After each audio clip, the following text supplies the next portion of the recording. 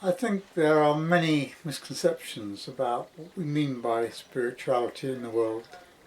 And when we talk about spirituality, most people think of a religious experience, something that transcends from the normal world, what we normally call reality, into another world.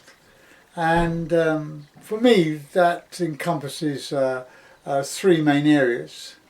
The first is the religious experience, where one can transcend oneself, one can burn with fire, one finds a oneness.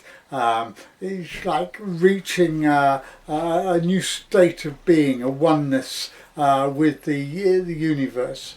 And that is an interesting state to be in. But it only lasts so long. It may last weeks, months, maybe years, but it doesn't then help us to move on. The second state of transcendence is the sublime. It's where we read a book, we see a wonderful sunset or a beautiful view, or read a poem which transcends us out of ourselves. It stays with us. It's a magical moment. A moment of wonderment, something awe-inspiring, and that stays with us, and it's something that we can reflect on for the rest of our lives. The other state of transcendence are the taking of drugs, and that comes in different ways. There's the spiritual side of where you transcend and you see the world in a totally different way and have very wonderful experiences. And that can be highly pleasurable, and it adds another perspective about the way we see the world. And then there are where we take drugs to explore who we are and what we are. And in some cases, especially if we're with a guide, this can take us into understanding who we are and what we are, and different aspects of ourselves can be discovered and explored. But in many cases I've noticed that when people take this route, it's usually anxiety or paranoia seems to dominate, and people have very bad experiences, and some people in fact disintegrate and have a destructive experience. And these, I think, are not very helpful. But in the main, that's what most people, for me, see as is what they would understand about religious or spiritual experiences. For me, it's much deeper, much wider. And what spirituality really means, if we look it up in the dictionary, it will tell you what is common to everyone. So what does everyone experience? What does everyone have in this field? And for me, it's I like to start off with justice. Now, we all have a sense of justice, a sense of fair play, and this comes about from childhood. You hear children say, it's not fair. And when children say that, we should look at that and say, well, let's discover what fairness is. What is fair? What is the child saying that's not fair? And are they in a position of being in a situation where it's not fair? And we look at that within general society. We normally equate justice with law. And that isn't so. Law is a completely different structure. It's a construct that we formed to be able to rule our society. But rules do not deal with fairness. Rules deal with trying to create some sort of balance within society to some conception of justice. But in many cases it's not just.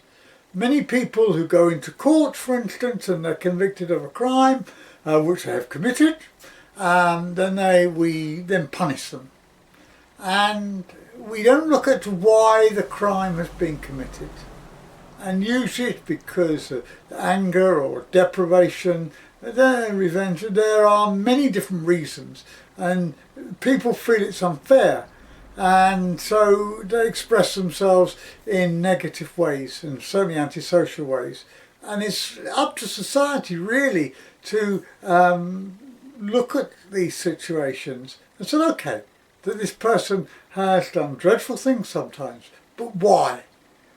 Why?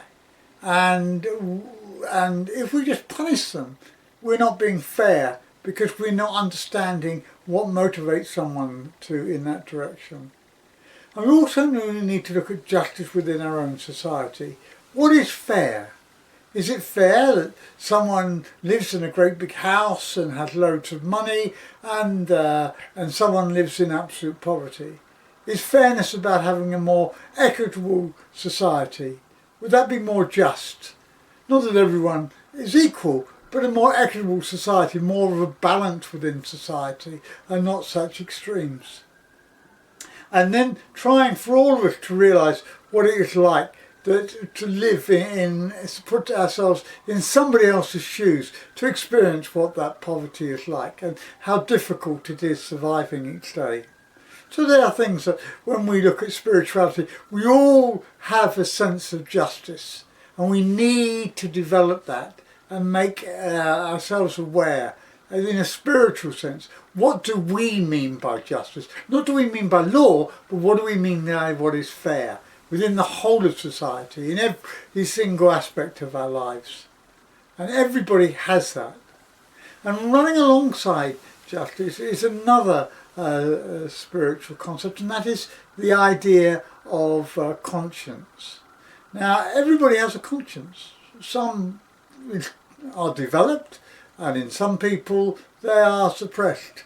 But a conscience is something, if we use properly, is a wonderful tool in helping us find justice. What do we think is wrong with the way of what we do? First of all, we need to monitor our own actions and think about and talk with our conscience and relate with our conscience.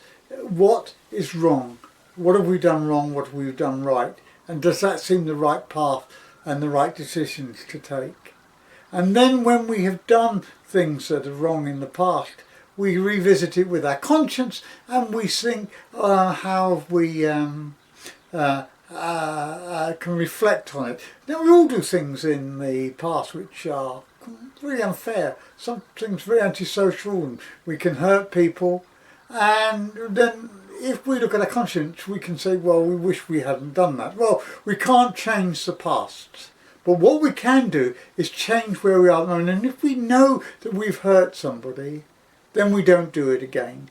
It isn't like a confessional where your sins are forgiven. You can't be forgiven for what you have done. One can only accept what one has done and then say, I won't do it again. And that's where we move forward as human beings. When we come to acceptance and understanding of how we've hurt someone and done antisocial behaviour.